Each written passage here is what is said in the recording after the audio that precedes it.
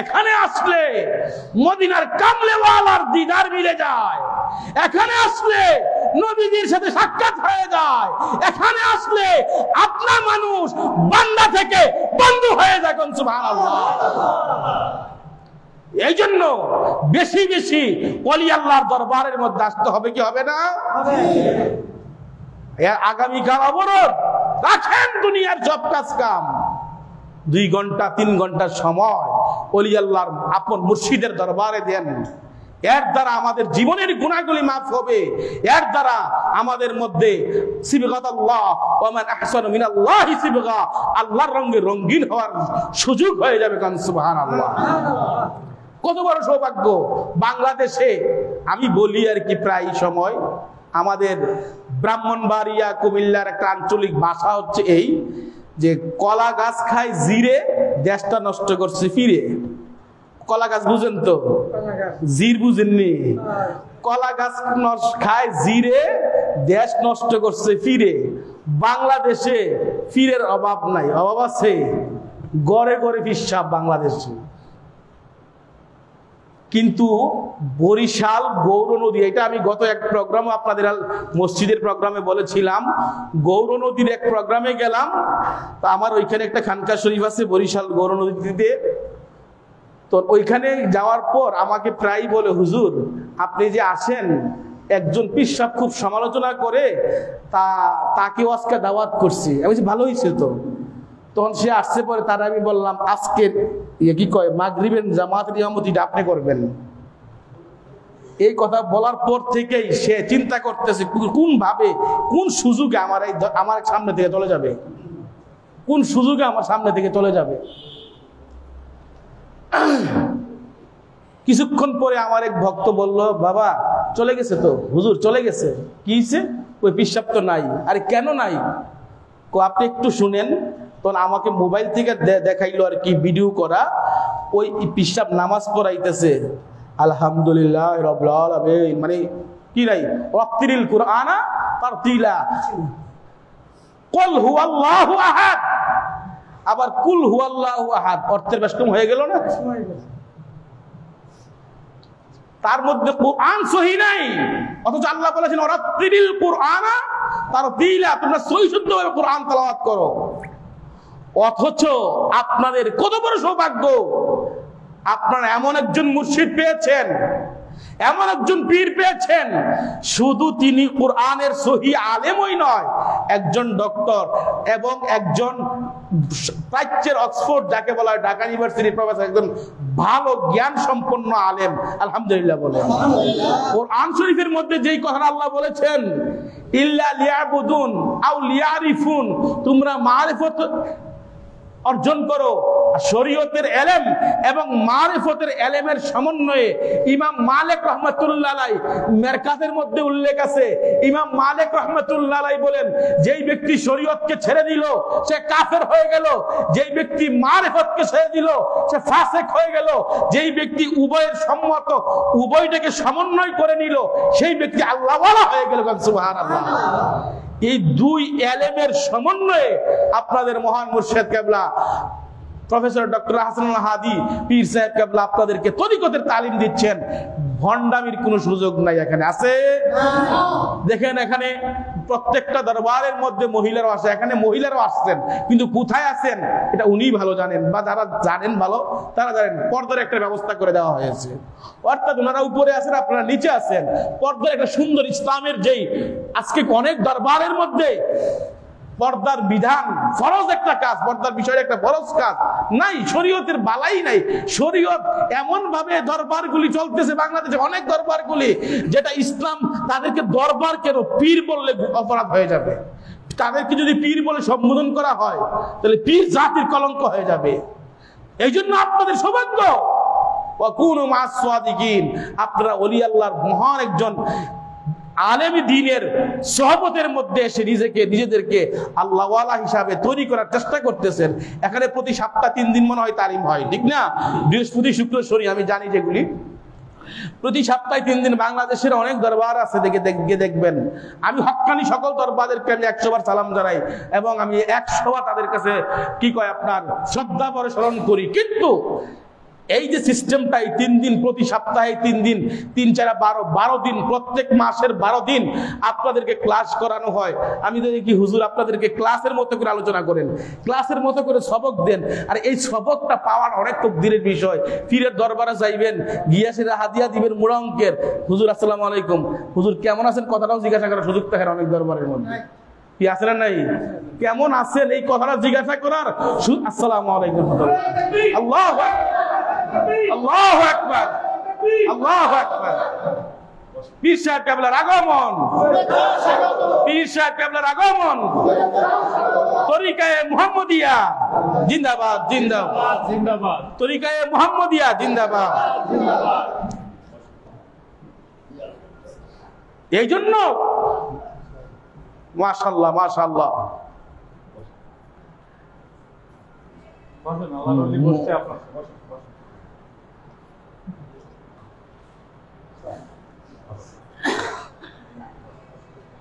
এই যে হুজুর কেবলাকে নজর দিচ্ছেন, এটা হচ্ছে কি মালি আবাদত। আবাদতের আবাদত শুধু শারীরিক আবাদত নয়, মালি আবাদত। এখানে হুজুর তো ইচ্ছা করলে এটাকে ফ্ল্যাট বানিয়ে ভাড়া দিতে পারতেন, পারতেন না? আরো এই যে দেখতেছি আমি যে হুজুরের কার্যক্রম, এই অনেক আগের থেকে আমি এখানে আসি, দেখতেছি উনি ঢাকা ইউনিভার্সিটি থেকে যা সম্মানই পায়, এটা দিয়ে উনার সংসার চলার মতো আর কোন কিছুর প্রয়োজন হয়? আর কিছু প্রয়োজন হয়? এগুলি তো আপনাদের জন্য, তরিকার জন্য, দরবারের জন্য খেদমত করতেছেন। তো যেই কথাটা বলতেছিলাম, আপনাদের মুর্শিদের দরবারে যখন আসবেন, নিজে আসবেন, অপরকে নিয়ে আসবেন, আপনাদের সন্তানদেরকে, বিশেষ করে নিজ সন্তানদেরকে নিয়ে আসবেন। 2 দিন পরে যখন আপনি মারা যাবেন, মারা যাওয়ার পর বলবেন, বাবা আমার পীর সাহেবকে আইনা একটু দোয়া করাও। বলে কিসের পীর নিয়ে তুমি আসো, কি বাদ দাও। এই ফতোয়া যখন আপনার ঘরের সন্তানদের থেকে তৈরি হয়ে যাবে, আপনি বাবা হিসাবে বিপদে পড়ে যাবেন। এই জন্য আপনাদের সন্তানদেরকেও নিয়ে দরবারের মধ্যে চলে আসবেন, আইসা হুজুরের তালিম, হুজুরের তালকিনের মধ্যে, হুজুরের সহবতের মধ্যে আনবেন। আসা যাওয়ার মাধ্যমে কি হয়? সহবতে সালেহ তোরা সালেহ কুনাত, সহবতে সালেহ তোরা সালেহ কুনাত, সৎসঙ্গে স্বর্গবাস, অসৎ সঙ্গে সর্বনাশ। আপনি যখন কোন মাসওয়া দেখেন, আল্লাহর ওলিদের সাথী হয়ে যাবেন, আল্লাহর ওলিদের অন্তর্ভুক্ত হয়ে যাবেন, আপনার মুর্শিদের লাইনের মধ্যে আপনি চলে আসবেন। হাসরের ময়দানে আল্লাহ রাব্বুল আলামিন আপনার জীবনে কোনো আমল না থাকলেও এই আশার কারণে, দরবারে আসার কারণে, খানকায় আসার কারণে, এই উসিলা হাসরের ময়দানে আমাদেরকে জান্নাত দিয়ে দিবেন। সুবহানাল্লাহ। আপনাদের সন্তানদেরকে আপনারা নিয়ে আসতে হবে। কেন নিয়ে আসবেন? আপনাদের সন্তানেরা যাতে ভবিষ্যতে অন্য মতবাদী বিশ্বাসী না হন। আহলে সুন্নাতুল জামাতের আকীদায়, সুফিবাদের আকীদায়, সুফিবাদের বিশ্বস্ততা তার অন্তরের মধ্যে ছোট থাকতে ঢুকাই দিবেন। কিছু কিছু বাংলাদেশ ইসলামিক দল আছে, ক্লাস 3 থেকে টার্গেট করে, 3-4 ছেলেদের থেকে টার্গেট করে, তার ব্রেনের মধ্যে কিভাবে, আমি জানি এগুলি করে আসছি, তো ছোট থেকে করে আসছি, 3-4 থেকে টার্গেট করে তার ব্রেনের মধ্যে কিভাবে তাদের আকীদাগুলি ঢুকানো যায়। এই জন্য বলছি, আমরা আমাদের সন্তানদেরকে দরবারমুখী করেন, যে তুমি গেলে কান্নাকাটি করবা, তুমি গেলে একটু সমস্যা না। সন্তানদেরকে নিয়ে আসেন। স্ত্রী, এখানে পর্দার ব্যবস্থা আছে, নিজের স্ত্রীদেরকে নিয়ে আসেন, নিজের মেয়েকে নিয়ে আসেন, নিজের ছেলেদেরকে নিয়ে আসেন, আনেন। এখানে কমপক্ষে এই মুহাম্মদী দরবার শরীফের মধ্যে কমপক্ষে যদি মানুষ আসে, এই জিনিসটা হবে না, বুঝবে না যে এখানে বন্ডামি চলে। ঠিক না? ঠিক। এখানে বন্ডামির কোনো সুযোগ নাই। কোরআন সুন্নাহ ভিত্তিক, শরীয়তের জীবন শরিয়া ভিত্তিক মানুষকে তালিম দেওয়া হয়, শরিয়া ভিত্তিক জীবন গঠনের উপদেশ দেওয়া হয়, শরীয়ত এবং মারফতের সমন্বয়ে কলবের মধ্যে কলবি সালিম অর্জনের রাস্তাটা বলে দেওয়া হয়। আল্লাহু আকবার। আল্লাহ রাব্বুল আলামিন আমাদেরকে আপন মুর্শিদ কেবলার, বিশেষ করে প্রফেসর ডক্টর হাসান হাজী পীর সাহেব কেবলার আব্বাজান এখানে শাহিত, মাজার শরীফে শাহিত আছেন, উনার এবং হুজুর কেবলার খাস রুহানি তাওয়াজ্জুহ, দোয়া, দয়া, জিয়ারত, মুহাব্বত, ফয়জাত আমাদের প্রত্যেকের কলবে দান করে সবাই বলি আল্লাহুম্মা আমিন। আমার বলা চলা কথায় যদি কারো মনে ব্যথা দিয়ে থেকে আল্লাহর রাস্তায় ক্ষমা চাই। আমার জন্য আপনারা দোয়া করবেন, আমিও আপনাদের জন্য দোয়া করি। আর আমার এখানে দোয়ার জায়গা নাই, যেখানে আপন মুর্শিদ বসে থাকে, এখানে আর কারো দোয়ার প্রয়োজন নাই। আমার জন্য দোয়া চাই। আসসালামু আলাইকুম ওয়া রাহমাতুল্লাহি ওয়া বারাকাতুহু। বলছি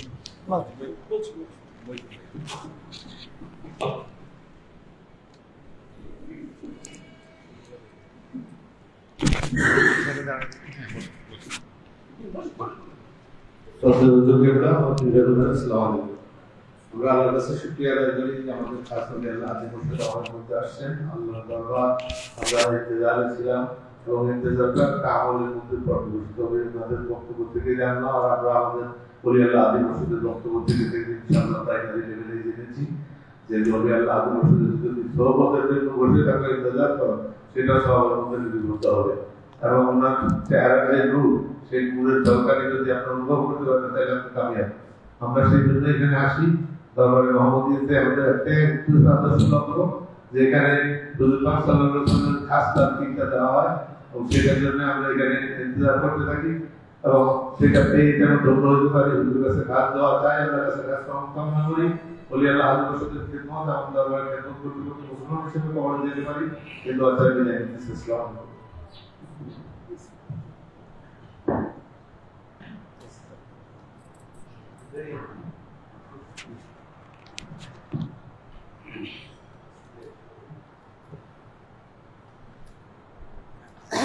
الحمد لله نحمده ونستعينه ونستغفره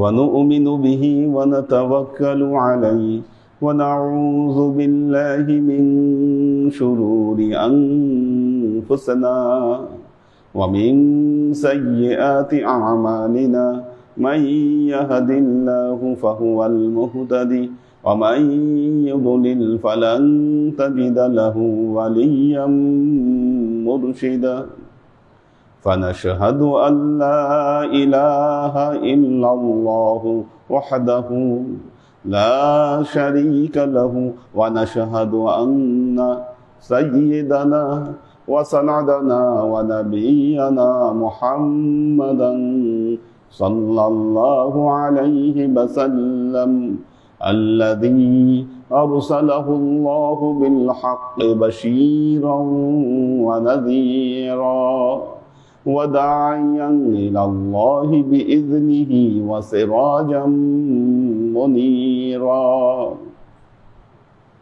وقال الله تعالى في كلامه المجيد وفرقانه الحميد ما كان محمد أبا أحد من رجالكم ولكن رسول الله وخاتم النبيين وكان الله بكل شيء عليما إن الله وملائكته يصلون على النبي يا أيها الذين آمنوا صلوا عليه وسلموا تسليما صلى الله على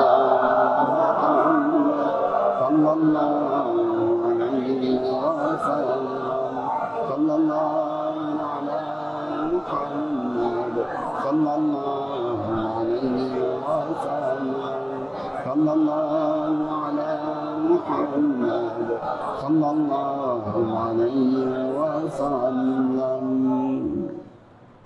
আল্লাহর আশিক ও সালেক বৃন্দ, আমরা আজকে মাসনবীর আলোচনা নিয়ে এসেছি। মাওলানা জালালউদ্দিন রুমির লেখা মাসনবী। আব্দুর রহমান জামি, পারস্যের বিখ্যাত কবি, যিনি আশিকে রসুল হিসাবে পরিচিত, তিনি মন্তব্য করেছিলেন, মাসনবীয়ে মানবীয়ে মাওলবী হাস্ত কোরআন দার জবানে পাহলবী। এটা হচ্ছে পাহলবী ভাষায় লেখা যেন কোরআনের মতো গ্রন্থ। কেন? এটা মাওলানা রুমি নিজেই মন্তব্য করেছেন, মানাজ কোরআন মাগজা বারদাস্তাম পিশে সাগন উস্তখওয়ান আন্দখতাম। আমি কোরআন থেকে কোরআনের মাংসগুলোকে তুলে এনেছি আর কুকুরগুলোর জন্য হাড্ডি ছিটিয়ে দিয়ে রেখেছি। উনি কেন বলতে চাইলেন এই কথাটা? উনি বলেছেন, কোরআনে অ্যাপ্রক্সিমেট ৬৬৬৬ আয়াত, এটা নিয়ে মন্তব্য আছে বা দ্বিমত মত আছে, ধরেন ৬৬৬৬ আয়াত অ্যাপ্রক্সিমেট। উনি বললেন, দেখেন কথাটা কিন্তু খুব যৌক্তিক, শরীয়তের মাসলা মাসাইল বর্ণিত হয়েছে মাত্র 500 আয়াতে। আজকে আমাদের যত মাদ্রাসা দেখেন, যত মুফতি দেখেন, মুহাদ্দিস দেখেন, তাদের জীবনের যত গবেষণা আলোচনা, এত মারামারি, এত মত পার্থক্য, তর্ক বিতর্ক, সবকিছু এই 500 আয়াত নিয়ে। তাহলে কোরআনের, পবিত্র কোরআনের 6166 আয়াতে কি বলা আছে, কি রহস্য আছে, এটার কোনো খবর কারো নাই। মাওলানা রুমি বলতেছেন, এই মাসনবী ফার্সি ভাষার কোরআন এই কারণে আমি কোরআনের যে এই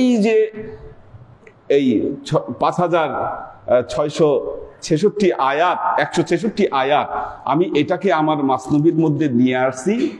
আর যারা ধর্মের নামে মারামারি হুড়াহুড়ি কাটাকাটি করতেছে, এই মৌলবী নামক কুত্তাদের জন্য আমি হাড্ডিগুলা ছিটাই দিয়ে রাখছি। এরা হাড্ডি নিয়ে কামড়াকামড়ি করে, মারামারি করতেছে, আমি প্রেমের বয়ান আমি দিচ্ছি। এবং এক অনন্য দৃষ্টান্ত, আপনি যদি মাসনবী পড়তে যান, গল্পের মধ্যে গল্প, তার মধ্যে গল্প, এই গল্পগুলো দিয়ে মাওলানা রুমি এরকম কাহিনী বর্ণনা করে গেছে, কিন্তু প্রতিটা কাহিনী দিয়ে একটা মেসেজ, একটা শিক্ষা মানুষের কাছে তুলে ধরেছে, যেই শিক্ষাগুলো কোরআনের আয়াতের সাথে সম্পৃক্ত। আপনারা ইতিপূর্বে কয়েকটা কাহিনী পড়েছেন।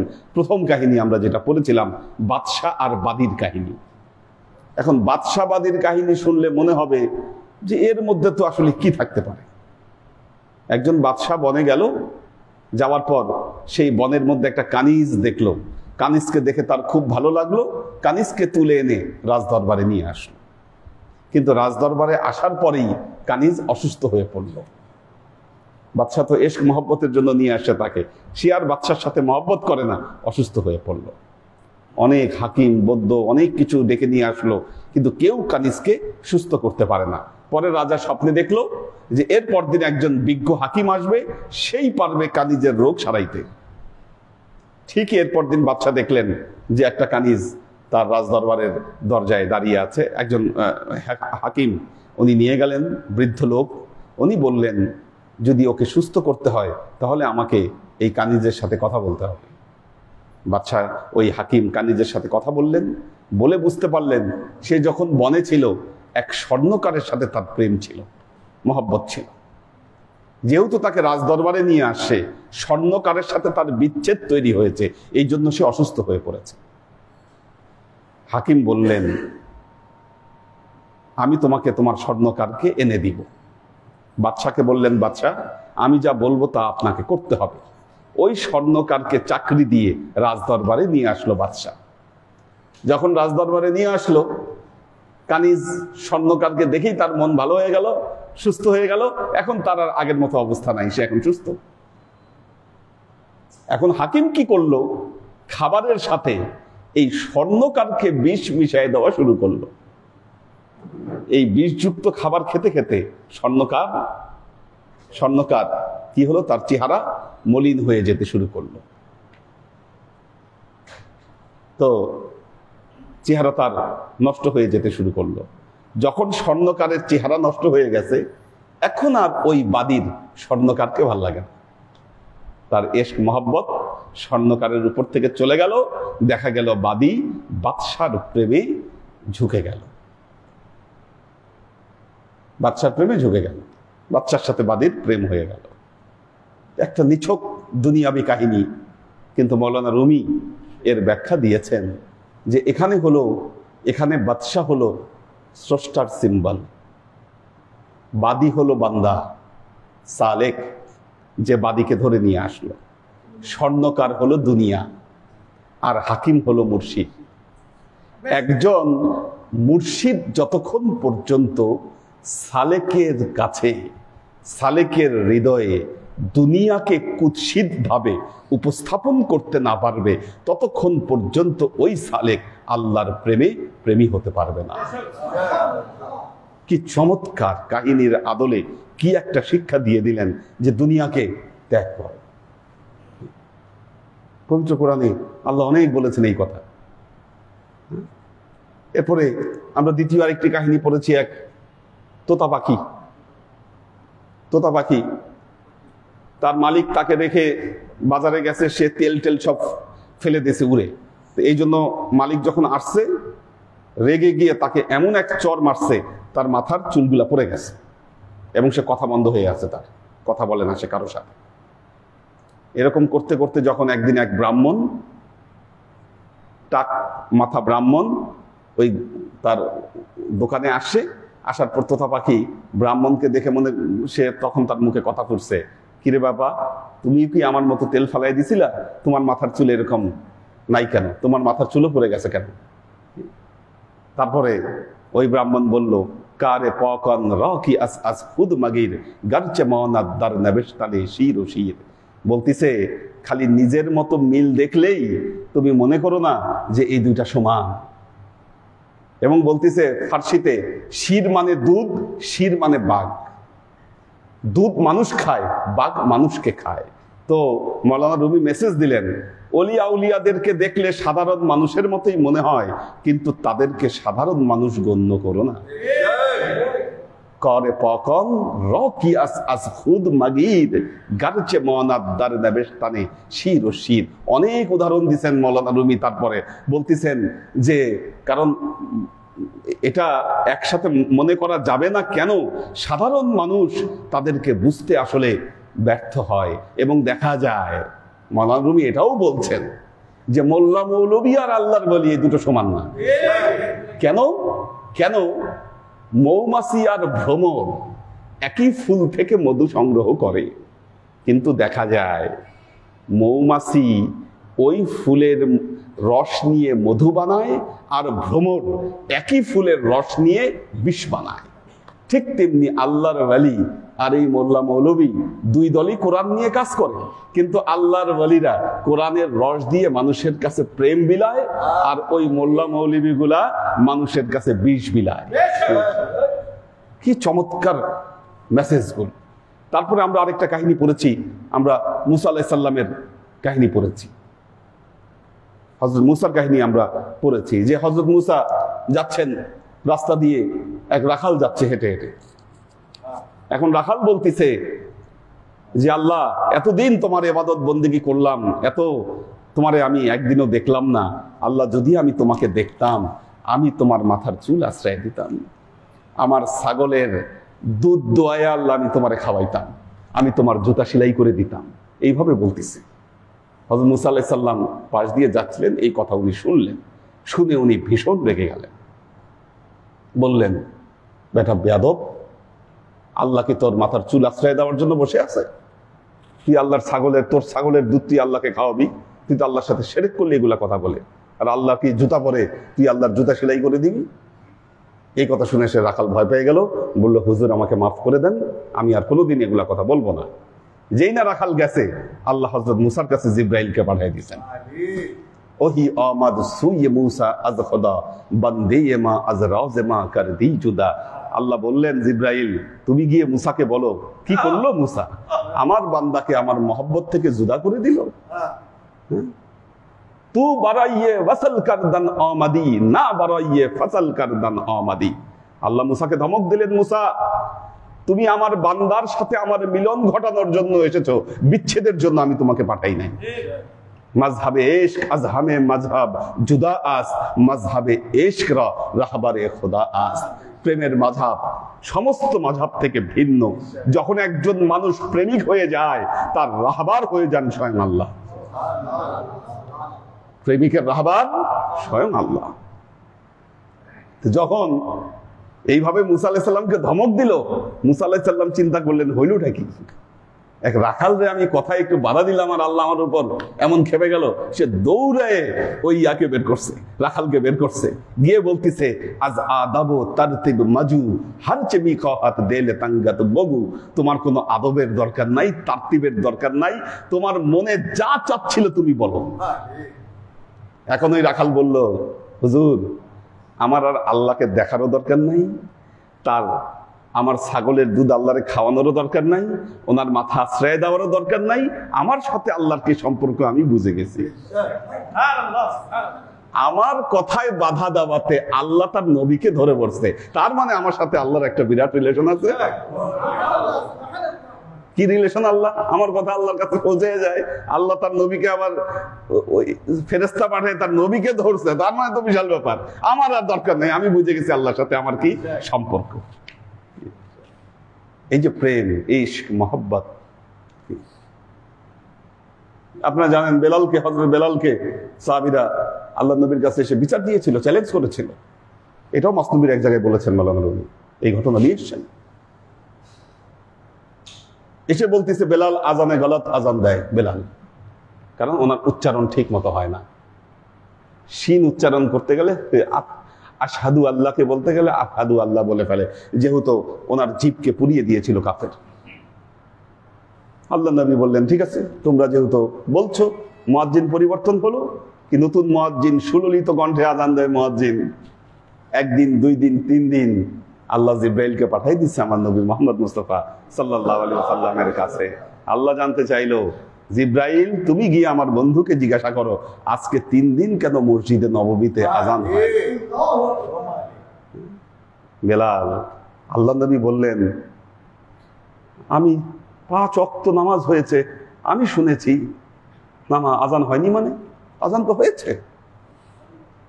জিবরিল আমিন বলেন, আল্লাহ তোমার ওই কাফরি গোলামকে খুঁজে কইছে, কোথায় সে?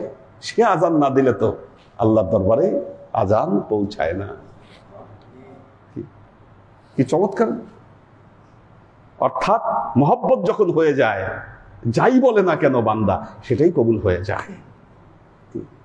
ইবাদতের জন্য কোনো ফর্মের দরকার নাই, তখন তার অন্তর থেকে কোনো দীর্ঘশ্বাস বের হলেও সেটাও ইবাদত হিসাবে লেখা হয়। বান্দা, কি মহব্বতের কথা! আল্লাহর আশিক ও সালেক। আপনারা হালুয়াওয়ালার গল্প পড়েছিলেন, আহমদ খাজরাবিয়া।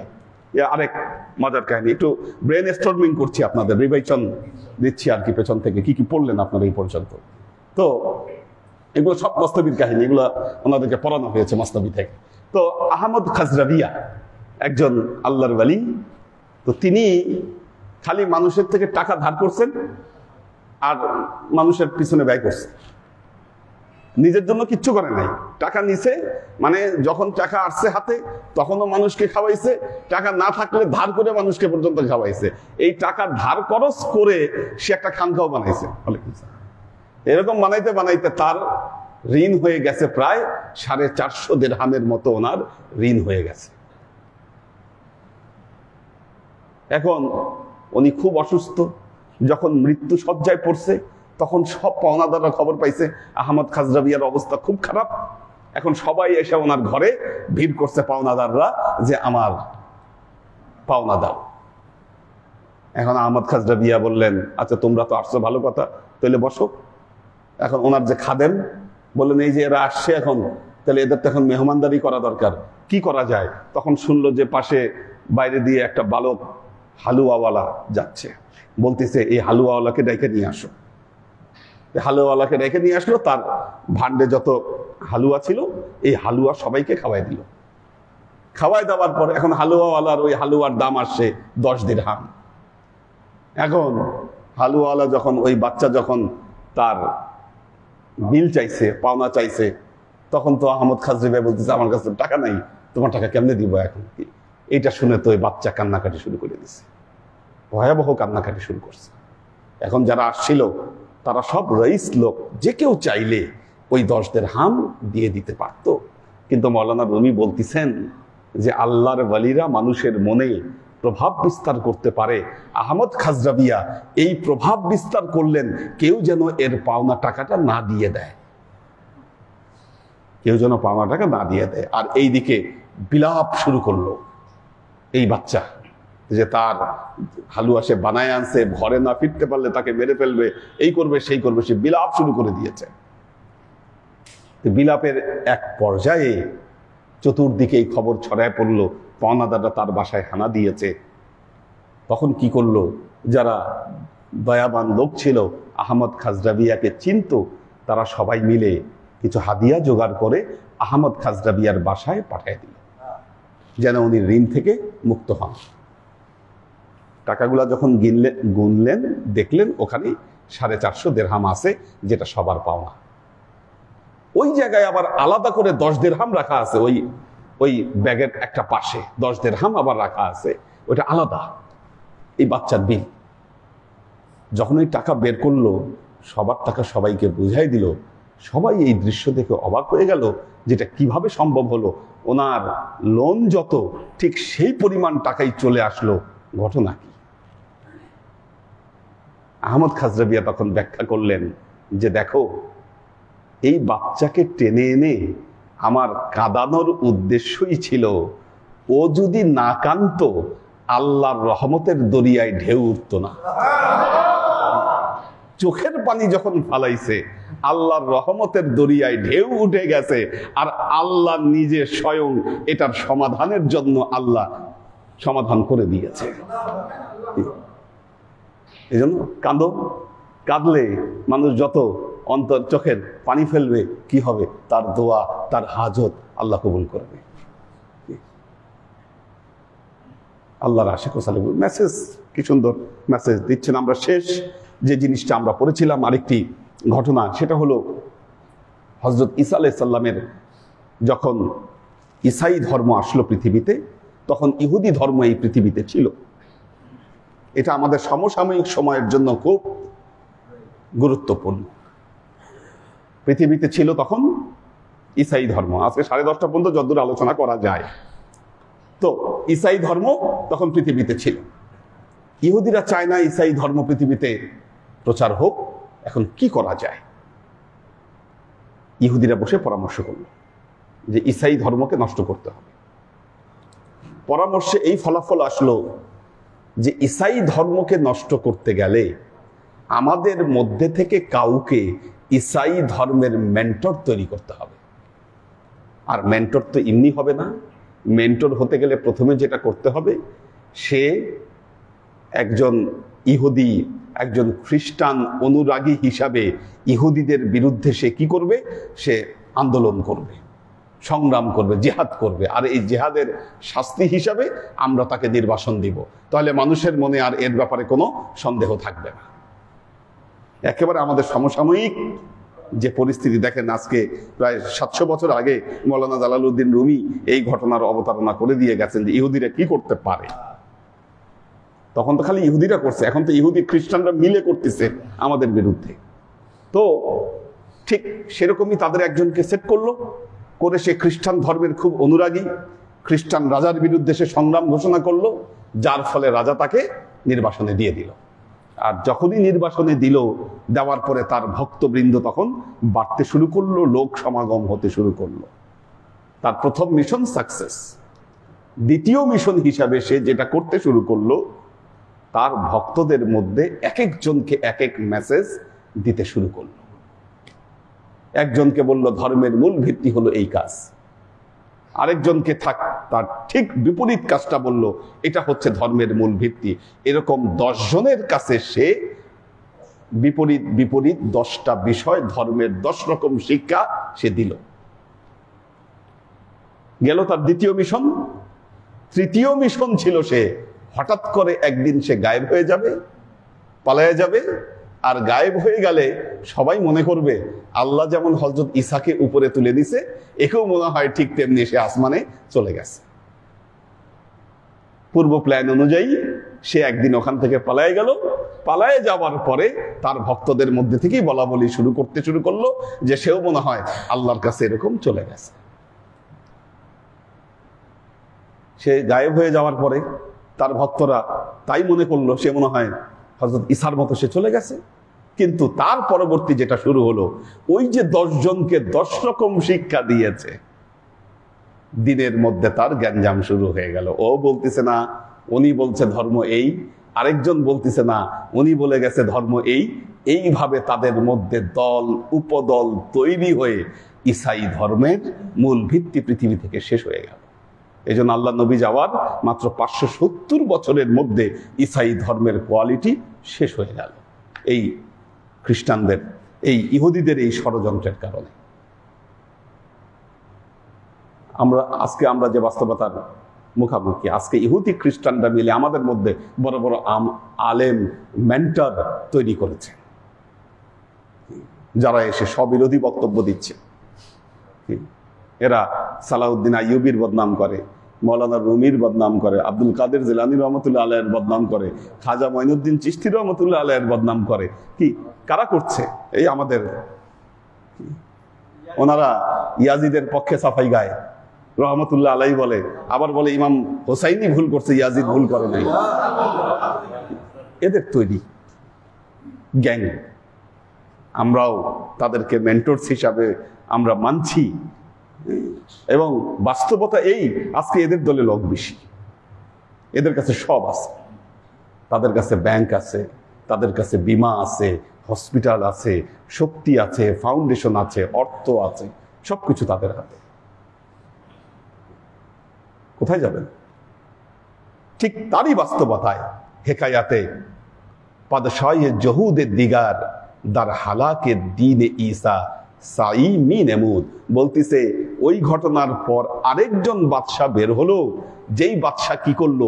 ঈসাই ধর্মকে নষ্ট করে দেওয়ার ষড়যন্ত্রে লিপ্ত হলো। বাদ জিন খুন রিজ দারমান না পাজির কা আন্দার উফতাদ আজ বলা ইয়ে ওয়ান ওয়াজির এক শাহে দিগার যে নসলে অন জহুদ দার হালাকে কৌমে ঈসা রু নমুদ গার খবর খাহি আজ ইন দিগার খুরুজ সূরা বরখান পাসসামা ইজাতিল বুরুজ। বলছেন ওই ঘটনার পর শাহে দিগার আজ নাসলে অন জহুদ, ওই যে ভণ্ড জহুদ ছিল, ওই ভণ্ড জহুদের যে পরিবার, সেখান থেকে একজন শাহ, একজন বাদশাহ বের হলো।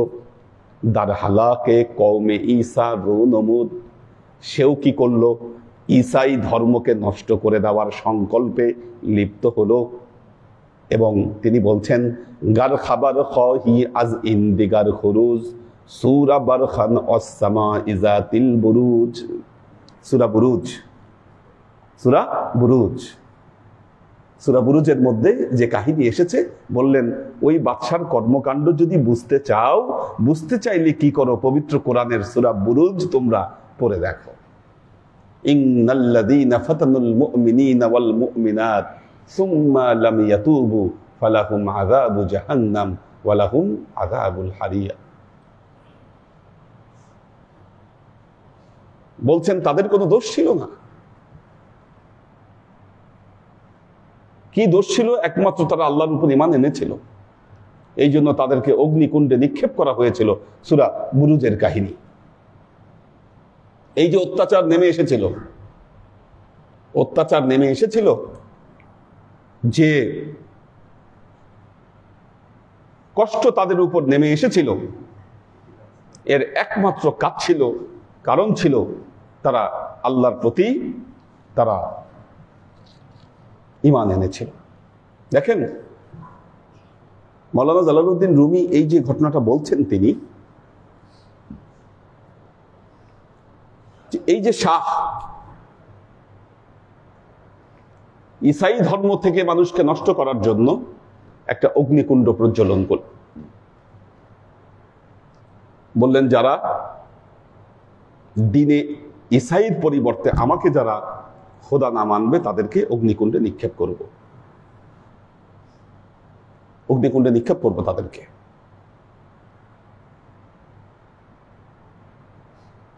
এইভাবে সবাই যখন আসতেছে, যে তার কথা শুনতেছে না তাকে আগুনে নিক্ষেপ করছে, আর যারা তার কথা মেনে নিচ্ছে তাদেরকে ছেড়ে দিচ্ছে।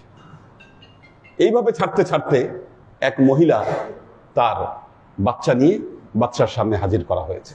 বাদশাকে বলেছে সেজদা করতে, মহিলা অস্বীকৃতি জানিয়েছে। জানানোর ফলে তার কোলে যে বাচ্চা ছিল, এই বাচ্চাটাকে নিয়ে কি করেছে? আগুনে নিক্ষেপ করে দিয়েছে। যখনই আগুনে নিক্ষেপ করেছে, তখন তো সবাই ভয় পেয়ে গেছে, চিল্লাচিল্লি শুরু করছে।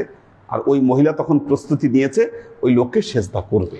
যখনই প্রস্তুতি নিয়েছে, তখন ওই আগুন থেকে ওই বাচ্চা বলতিছে যে মা, তুমি সেজদা করো না, আমি তো এখানে ফুলের বাগানে বসে আছি, এটা তো আগুন না, বাইরে থেকে দেখা যাচ্ছে আগুন, কিন্তু ভেতরে তো এর আনন্দ। কাজে তুমি ওর কথা মেনে নিও না, তুমি তোমার তোমার দর্শনে তুমি অবিচল থাকো, তুমি আসিও না। এই কথা যখন বাচ্চা ভেতর থেকে বলল, তখন সব দলে দলে লোকজন আগুনের মধ্যে লাফায়ে পড়তে শুরু করলো, লাফিয়ে লাফিয়ে আগুনে পড়তে শুরু করলো। দেখেন মৌলানা রুমি এটার দ্বারা আসলে কি বোঝাতে চেয়েছেন, দেখেন বলতেছে का उनके इन बुतो रो सुजूद और नया रद दर देले आतश नशास चुन सजाए इन बूत नफ्स ऊनादत आज बूत नफ्सश बूत दीगर बेजाद मौदौर बुतहा बूत नफ्स शुमा आस जन के अनबुत मारो इन बुत अजदहास्त। मौलाना रूमी বলছেন আপনারা প্রতিমা পূজার কথা বলেন, প্রতিমা তো মাত্র কতগুলো। আপনাদের নফস যতক্ষণ পর্যন্ত ভেতরে জাগ্রত আছে, এই নফস তো হচ্ছে সকল প্রতিমার মূল প্রতিমা হলো আপনার ভেতরে থাকা নফস। বলতেছে মাদারে বুতহা বুতে নফসে সোমা আস, মাদারে বুতহা, বুত মানে হলো মূর্তি, প্রতিমা। মাদারে বুতহা, সকল প্রতিমার মা হচ্ছে নফসে সমাস, তোমার ভেতরে থাকা নফস হলো সকল নফসের মা, সকল প্রতিমার মা। জানকে অনবুতে মার অনবুত আজদাহাজ, যদি হিন্দুদের বানানো বা মুশরিকদের বানানো ওই প্রতিমা যদি সাপ হয়ে থাকে, তোমার ভেতরে থাকা এই নফস হচ্ছে আজদাহাটা, এটা হলো আজদাহা, এটা নর্মাল কোনো সাপ না। কি আপনি প্রতিমার সামনে সেজদা দেন না, কিন্তু নফসকে জাগ্রত থাকলে আপনি আপনার নামাজে কত প্রতিমাকে সেজদা দেন তার কোনো ঠিক ঠিকানা নাই, ইয়ত্তা নাই। আল্লাহর আশিক ও সালিক বৃন্দ, আমরা দেখেন পৃথিবীতে আজকে আল্লাহর আশিক তৈরি হচ্ছে না কেন? কারণ নফসকে দমন করার শিক্ষা, এর দীক্ষা, এই প্র্যাকটিস থেকে আমরা দূরে সরে গেছি। এই প্র্যাকটিস থেকে আমরা দূরে সরে গেছি। নাই, আমাদের নফস যা খুশি হয়, নফস যেই কাজে উদ্বেলিত হয়, আমরা সেই কাজগুলো বেশি করার চেষ্টা করি। নফস যেখানে কষ্ট পায়, নফস যেখানে দমন হয়, এই কাজগুলো আমরা করতে পারি না। মান্যতা, মান্যতা, ভদ্রতা, অপরকে সম্মান, নিজে ছোট হওয়া, একটু নিচু হওয়া, কি এই বিষয়গুলো আমাদের মধ্যে থেকে চলে গেছে। আপনি মনে করতেছেন ইমাম মাহদি আসলে আপনি মেনে নেবেন?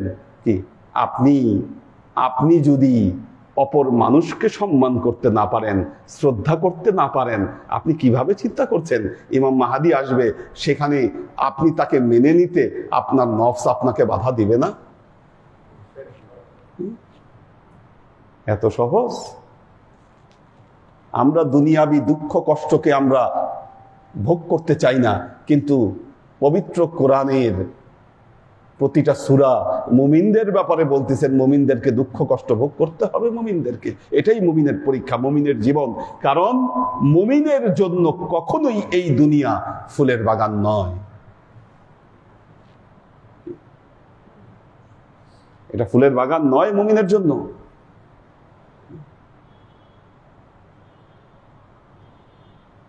আমরা আমাদের আমিত্বর প্রতিমা নিজেদের কলবের ভেতরে এমন ভাবে স্থাপন করেছি, আমি কার চাইতে বড়, আমি কার চাইতে বেশি জানি, কার চাইতে আমার সম্মান কত বড়, কি আমরা এই চিন্তা নিয়ে আমরা ব্যস্ত। অথচ আল্লাহর নবী বলেছে তোমার আমিত্বকে তুমি দমন করে দাও। কি যেখানে আমিত্বকে দমন করে দেওয়ার কথা, সেখানে আমি আমার আমিত্বের খেলায় মেতে আছি।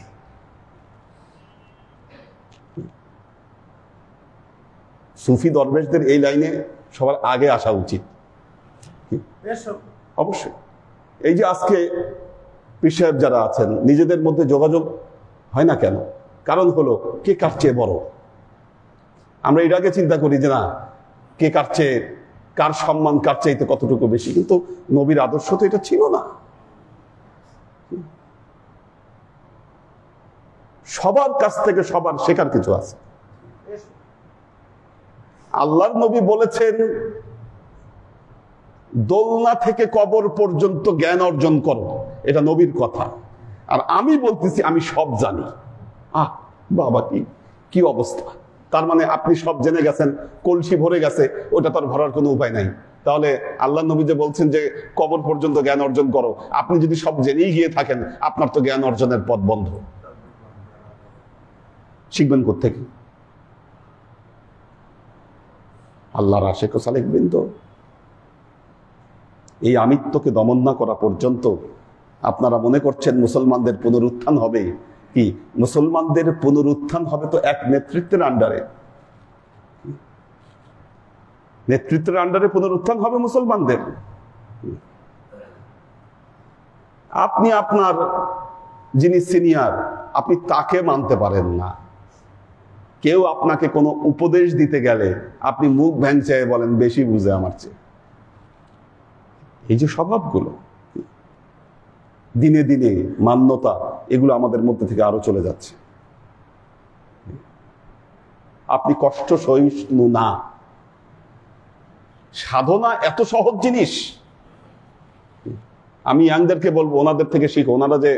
ওনারা আব্বা সময়কার যারা মুরিদ ছিলেন, আমার আব্বা রাত 12টা 1টা হলো এটা কমন ওনাদেরকে ছাড়তো ক্লাসের দিনগুলাতে। হ্যাঁ, রাত 3টায় বাসায় পৌঁছাইছে ওনারা, এরকমও গেছে, সময় গেছে। তো তখন দরবারে এসিও ছিল না, টিনের ঘর ছিল, উপর দিয়ে পানি পড়তো। কিন্তু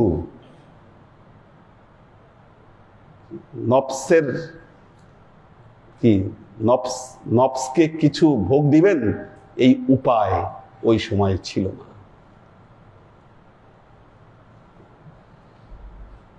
এবং আপনারা জানেন আব্বাই কথা বলতো, কথার মূল কেন্দ্রবিন্দুতে এই শিক্ষা ছিল নিজের নফসকে দমন করো।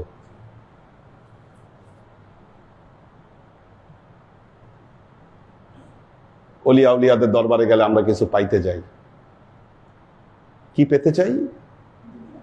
দুনিয়া, নট আল্লাহ। জীবন দর্শন, জীবনের লক্ষ্য কোনো কিছুই তো ঠিক নাই। সাধনা হবে কোন জায়গা থেকে বলেন? আপনার তো লক্ষ্যই ঠিক নাই, আপনি তো দুনিয়াদার, কেলাবুদ দুনিয়া। দুনিয়ার কুকুর হয়ে ঘুরলে আল্লাহকে পাওয়ার সম্ভাবনা কখনোই থাকবে না। আপনি মুমিন হতে চান, মুমিন হতে চাইলে আগে আল্লাহকে তালাশ করেন। প্রত্যেক অলিয়া উলিয়ারা তাদের সালেকদেরকে এই শিক্ষা দিয়ে গেছে, দুনিয়ার মোহকে ত্যাগ করো, দুনিয়ার লোভকে ত্যাগ করো। কিন্তু আমরা ঠিক তার উল্টা পথে চলছি। সাধনা তো এত সহজ নয়। এই জন্য হাফিজ বলেছেন, সালাতে কার কুজা আমান খারাব কুজা বেবিন তাফাউতে রহ কাজ কুজা তবে কুজা। কোথায় সেই সৎকর্মশালীরা আর কোথায় আমি এই খারাপ? পথের পার্থক্য কোথা থেকে কোথায় দাঁড়িয়েছে।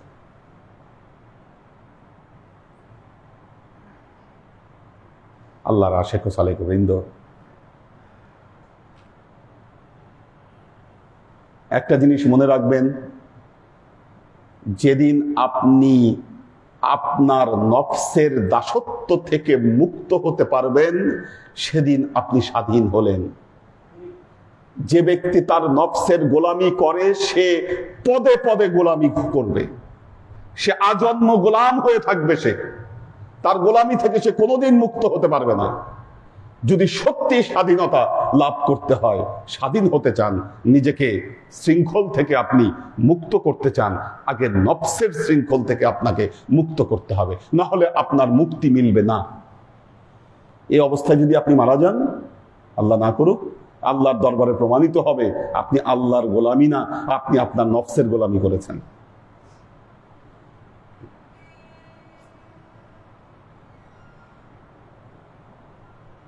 আল্লাহর আশিক ও সালেক বৃন্দ, আজকে আর কন্টিনিউ করবো না, এটা শুরু হলো। আমরা ভ্যারাইটিস আর কি, এক একদিন এক একটা জিনিস আমরা নিয়ে আসি, আমরা আলোচনা করি। তো নফস ভয়াবহ জিনিস, সামনে যখন আরো আগাবেন দেখবেন যে নফসের কি খেলা, এটা সাপ।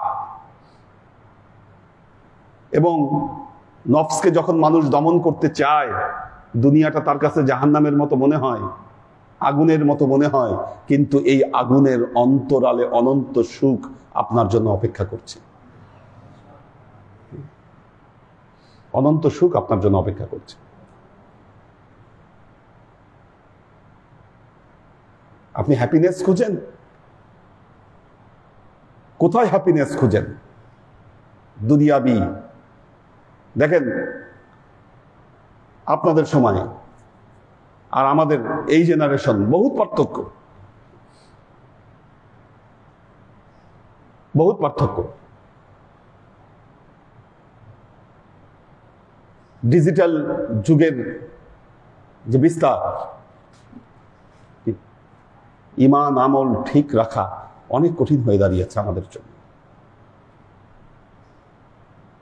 আল্লাহ রহম না করলে এই অবস্থা থেকে আমাদের বাঁচাটা কঠিন, কিন্তু অসম্ভব নয়। আমরা যদি ভাবি এটা অসম্ভব কিছু নয়। আপনি শুরু করেন, জগৎ পরিবর্তন হবে। আপনি নিজেই যদি পরিবর্তন হতে না পারেন, জগৎ কোনোদিন পরিবর্তিত হবে না, বদলাবে না। যদি গড্ডালিকা প্রবাহে আপনি নিজের গা ভাসিয়ে দেন, না বাকিরা যেভাবে চলতেছে আমিও সেভাবে চলবো, জীবনে কোনোদিন পরিবর্তন আসবে না। পরিবর্তন আপনার কাছ থেকে আপনি শুরু করুন। আল্লাহ আমাদেরকে তৌফিক দান করুন। বারাকাল্লাহু লানা ওয়া লাকুম ফিল কুরআনিল আযীম ওয়া নাফা'ানা ওয়া ইয়্যাকুম লা আয়াতি ওয়া যিকরিল হাকীম ইন্নাহু তাআলা জাওয়াদুন কারীমুম মালিকুন বাররাউফুর রহিম।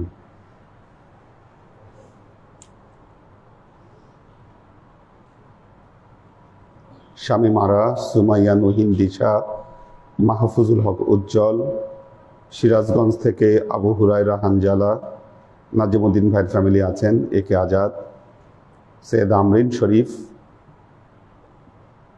সুলতান আইরিন, সুলতানা আক্তার, নাহার খান, শিমুল খান, কামরুল আনাম, শোয়েব খান, আরিফা শেখ, কম্বোডিয়া থেকে ওয়াসিফ আহমেদ জনি। হ্যাঁ, ওয়াসিফের আব্বার জন্য দোয়া করেছি আমরা। জেবা ফারজানা, শামীম আরা, মীর মোহাম্মদ ইব্রাহিম, আসমা আজিজ, পপিয়ারা জামান সুমি, কাজী ইসলাম,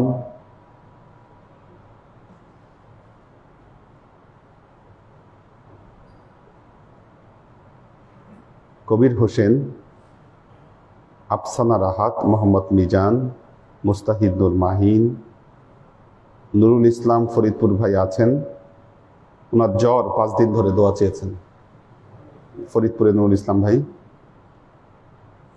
সাইম আহমেদ, তাসলিম তাহের সিফাত, সুরভি আক্তার নিপা, কৈতর বিথি। মুম্বাই থেকে গাজী মোহাম্মদ আলী হোসেন, HK কনক, শায়লা ইলিয়াস, একরামুল হক আমিন। আমিনকে অনেকদিন দেখি না, মানে এলাকায় থাকে না। আমিন মামুনও তো আসে না অনেকদিন। আহমেদ আরিয়ান, সৈয়দ আমরিন শরীফ, আব্দুল সালাম আজাদ, সাওয়ান খান, মাসুদ কবির, HK হানিফ, মালয়েশিয়া থেকে কোরবান আলী, শফিকুল ইসলাম শাওন, মোহাম্মদ আলাল, নুসরাত রুনা, জেবা ফারজানা। আজকে পীরবনরা 16,700 বার দরুদ শরীফ পাঠ করেছে। সাইফ আলী কাশপুর থেকে, মোহাম্মদ মারুফুর রহমান, রিফাত খান, ফারিজা ফাইরুজ। আল্লাহ সবাইকে ভালো রাখুন, সুস্থ রাখুন। আল্লাহুম্মা আমিন। আল্লাহুম্মা সাল্লি আলা মুহাম্মাদিন ওয়া আলা আলি মুহাম্মাদিন কামা সাল্লাইতা আলা ইব্রাহিম ওয়া আলা আলি ইব্রাহিম ইন্নাকা হামিদুম মাজিদ। আল্লাহুম্মা বারিক আলা মুহাম্মাদিন ওয়া আলা আলি মুহাম্মাদিন কামা বারাকতা আলা ইব্রাহিম ওয়া আলা আলি ইব্রাহিম ইন্নাকা হামিদুম মাজিদ। রব্বানা যালামনা আনফুসানা ওয়া ইন লাম তাগফির লানা ওয়া তারহামনা লানাকুনান্না মিনাল খাসিরিন। রব্বানা আতিনা ফিদ দুনিয়া হাসানাহ ওয়া ফিল আখিরাতি হাসানাহ ওয়া কিনা আযাবান নার। রব্বানা লা তুযিগ কুলুবানা বা'দা ইয হাদাইতানা ওয়া হাব লানা মিন লাদুনকা রাহমা ইন্নাকা আনতাল ওয়াহ্হাব। আল্লাহুম্মা ইন্নাকা আফুব্বুন তুহিব্বুল আফওয়া ফা'ফু আন্নী ইয়া গফুরুর রহিমুল ওয়াদুদ। আল্লাহুম্মা নাওবির কুলুবানা বিনুরিল ঈমান ওয়া নাওবির কুলুবানা বিনুরিল ইসলাম ওয়া নাওবির কুলুবানা বিনুরিল ইহসান ওয়া যায়্যিন আখলাকানা বিনুরি মুহাম্মাদিন সাল্লাল্লাহু আলাইহি ওয়া সাল্লাম। আল্লাহুম্মা ইন্না নাসআলুকা ইলমান নাফিআ রিজকান ওয়াসিআ আমালান মাকবুলা শিফাআন মিন কুল্লি দাইন কলবান খাশিয়া যিহনান যাকিরা ঈমানান কামিলা তাওবাতান ক্বাবলাল মাউত রাহাতান ইনদাল মাউত ওয়া নাজাতান বা'দাল মাউত। আল্লাহুম্মা ইন্না নাসআলুকা রাহমাতাকা ফি কুল্লি দারাজাতিন ফালাহিন ফি কুল্লি আমরিন ওয়া নাউযু বিকা মিনাশ শিরকি ওয়াশ শাক্কি ওয়ান নিফাকি ওয়াল বিদআতি ওয়া মিন কুল্লি ওয়াসওয়াসাতিশ শাইতান। ইয়া আল্লাহ, ইয়া রহমান, ইয়া মালিক, আমরা এতক্ষণ তোমার দরবারে যে সমস্ত আমলকে উপস্থাপন করলাম, ত্রুটি মুক্তভাবে এই আমলগুলোকে তুমি কবুল করে নাও। তুমি আমলের যাজা আমাদের প্রিয় নবী হযরত মুহাম্মদ মুস্তাফা সাল্লাল্লাহু আলাইহি ওয়াসাল্লামের কাছে পৌঁছে দাও।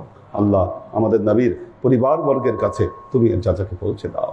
এই দুনিয়ার সমস্ত আম্বিয়ায়ে কেরাম, সাহাবায়ে কেরাম, তাবেঈন, তাবেঈন, ওয়ালি আউলিয়া, গাউস কুতুব, আমাদের মা বাবা, ভাই বোন, আত্মীয় স্বজন, এই দরবার থেকে যত পীর ভাই বোন চলে গেছে সবার রূহে আল্লাহ তুমি এর যাজাকে পৌঁছে দাও। তুমি তোমার হাবিবের ওসিলায় আমাদের সবাইকে কবুল ক্ষমা করে দাও। আমাদের জীবন থেকে সমস্ত অভাব, অভিযোগ, বালা, মুসিবত, দুঃখ, কষ্ট, রোগ শোককে দূরভূত করে দিয়ে দৃঢ় হস্তে তোমার দ্বীনের খেদমতের তৌফিক তুমি আমাদেরকে দান করো। আজীবন যেন তোমার হেদায়েতের পথে প্রতিষ্ঠিত থাকতে পারি সে তৌফিক তুমি আমাদেরকে দান করো। সুবহান রাব্বিকা রাব্বিল ইজ্জাতি আম্মা ইয়াসিফুন, সালামুন আলাল মুরসালিন, আলহামদুলিল্লাহি রাব্বিল আলামিন। ওয়াজআল আখির কালিমাতিনা ইনদাল মাউত লা ইলাহা ইল্লাল্লাহু মুহাম্মাদুর রাসূলুল্লাহ সাল্লাল্লাহু আলাইহি ওয়াসাল্লাম।